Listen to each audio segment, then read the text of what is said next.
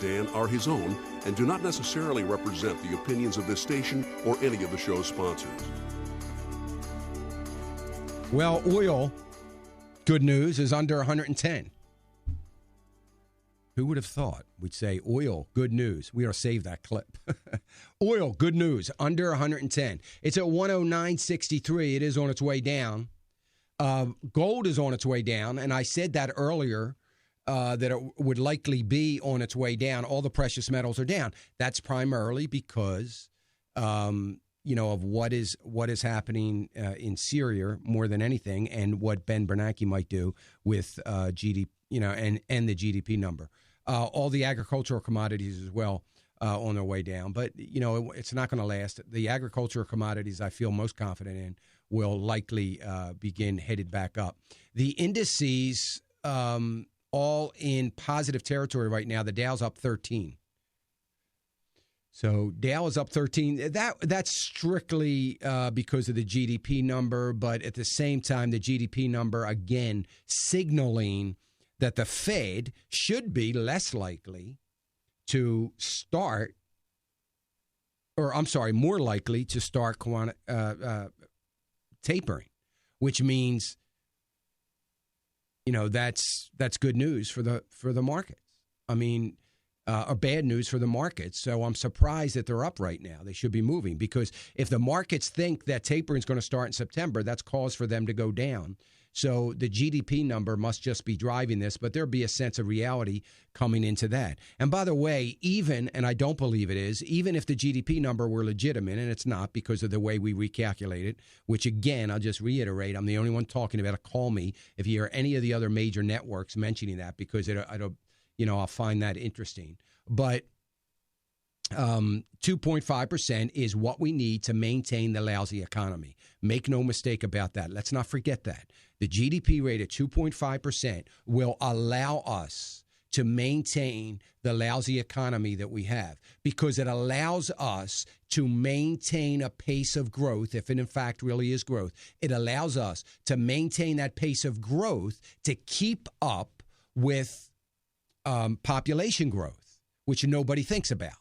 But population has been up for an extended period of time, right? So population has continued to be up, and it's the only thing. The population growth is exactly what is keeping the economy down, in the sense that the growth that we've had in GDP for the last couple of years has not been growth at all. We're still stepping backwards because it hasn't been at 2.5% or better. So anyway, that's what's happening with GDP. I really hesitate. I was going to talk about something else in GDP, but I don't want to, because I don't want to get too fired up. We should be talking about defunding Obamacare, something that is going to hurt GDP. You know what's interesting, too? I got to throw this out there because I forgot to mention it. Sequester. By second quarter GDP, we were supposed to be in big trouble because of sequester? What happened? All those liberals that said sequester was going to be the end of the world, basically, what happened? How did we get this 2.5%? I'm just thinking, I wonder when the president will start backing off and start reminding himself, everybody, it won't just be me doing it, that he's the one who had the idea for sequester in the beginning. And if he didn't like it, why did he sign the bill? He could have vetoed it, right? It was his idea. That's why. Of course, he's backed off of that. It's all the Republicans. This was all about what the Republicans did. Well, then, if that's the case, shouldn't the Republicans be getting the credit for the 2.5% GDP growth that, even though it's a phony number, everybody else thinks it's a good number? Shouldn't the Republicans be getting the credit for that? Because the cuts in government certainly played a role in it. We're never going to go there. But anyway, let me go to Eric. Eric's calling us from North Carolina. Eric, how are you? Dan. How you doing? I'm doing good. Great. Listen to you every morning. You're a great patriot, my friend. Thank you, brother. One comment I wanted to make, and then a quick question. I'll listen to your answer on the radio. Okay. I took a course in statistics many years ago when I was in college, and the professor told us at the beginning of the course, he said, always remember one thing about statistics. Figures don't lie, but liars figure. So I think that I've been listening to your frustration with these numbers, and I was just curious, are there any of these numbers that you do trust? Is there anything that we can, as we read the papers and listen to the news, that we can take as the gospel truth, since we see so many of these are manipulated? Now I'll listen to your answer on the air. Great stuff, Eric. Thank you, brother. Your professor was very wise, and it's one of the reasons why a couple months ago I said, when is the scandal going to go from the IRS to the BLS, the Bureau of Labor and Statistics? Because I stopped about 2 years ago believing the numbers coming out of the Bureau of Labor Statistics. So I think that the only numbers that we can believe, in my opinion, are the numbers that come out of a few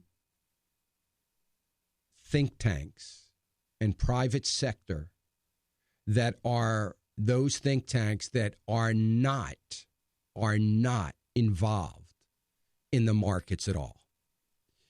Eric, one of the things that I have really and truly been blessed by, and if anybody listening to this program on a regular basis has ever benefited or been blessed by anything I've said, it's only because God has allowed me to have this program without an agenda.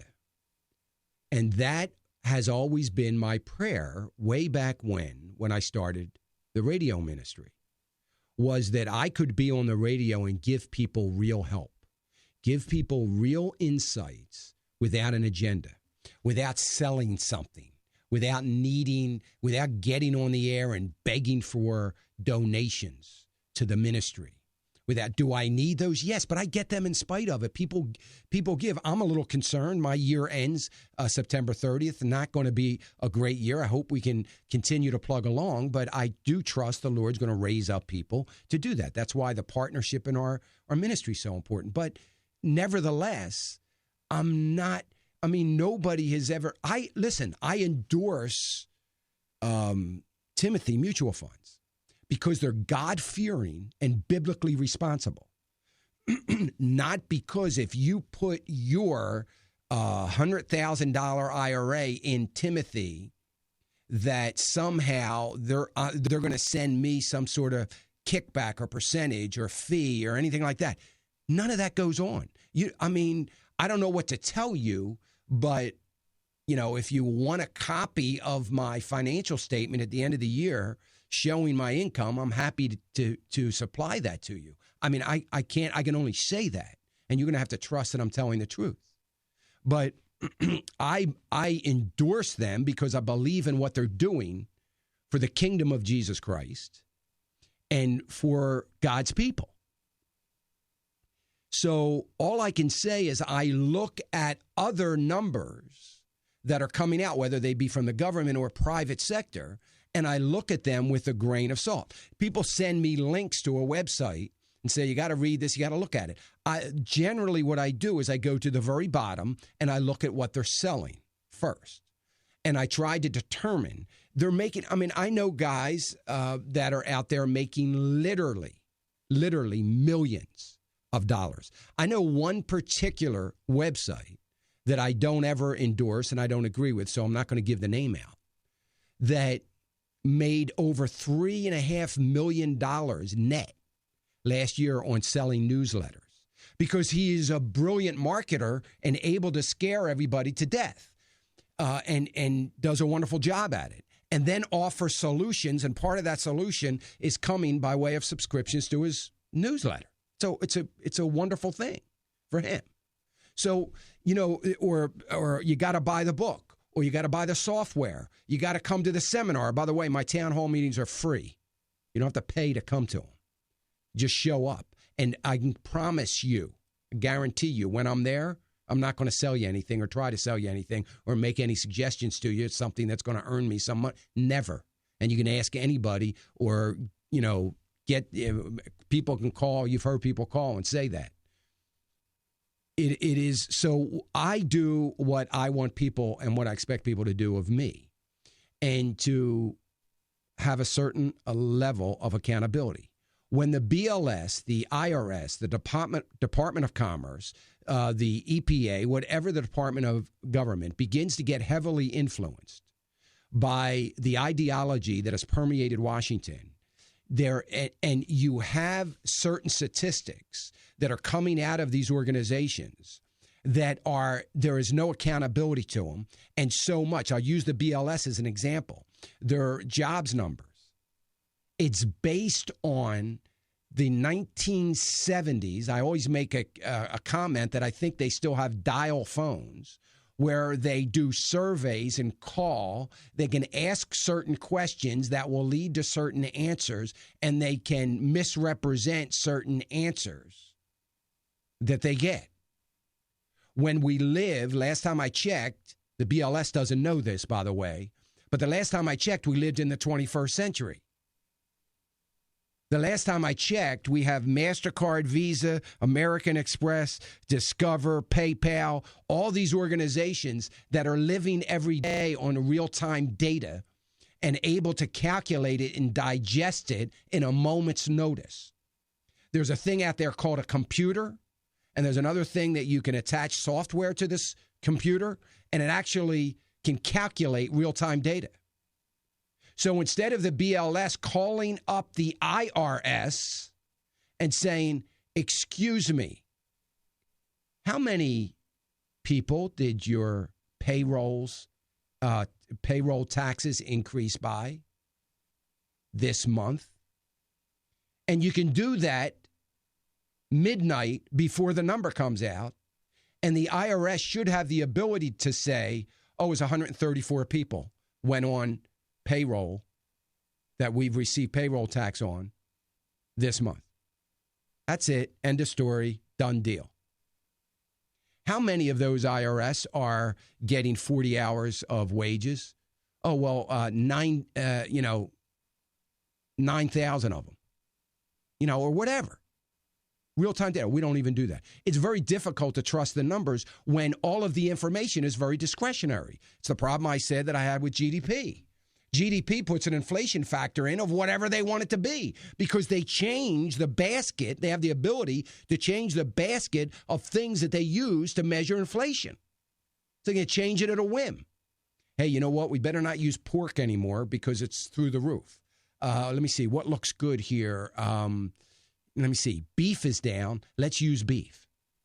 And next month they're using chicken. It's just... that's a silly example, but you get the picture. So the only numbers that I trust, Eric, boy, that's a long answer to your question. But the only numbers that I trust are those that are now coming out of some of the private sector numbers. So I try to get to the bottom of some of the private sector numbers that aren't tied to the economy. But unfortunately, we have to use some of the private sector data and try to add it in or take away from the government numbers and try to make some sense of it because it's really the only way we can come up to it. I don't think there is a 100% accurate number out there anywhere. I really don't.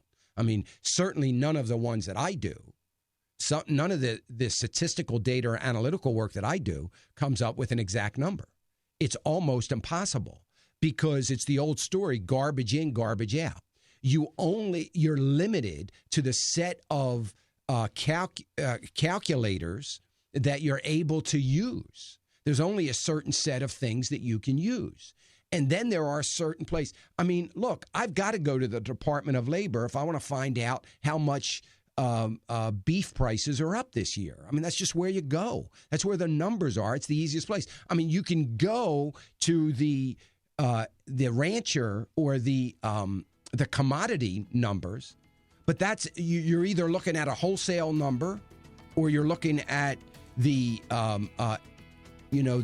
producer numbers, and you're not looking at the consumer number, or you're looking at the consumer number that is going to have a lot of middlemen's inflation added to it. It's very difficult.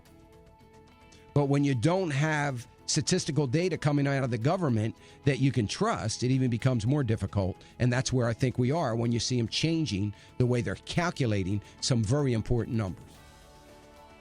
All right, folks, I promise you we are going to get back to the phones. 866-300-9298, 866-300-9298. I want to remind all of you, Youth for Truth Bible, would you call today? Let's get the Bible, the Word of God, in our public schools. Call right now, 800-733-4737. I'll be right back. American Family Radio. AFR Talk. Battles are being waged on many fronts.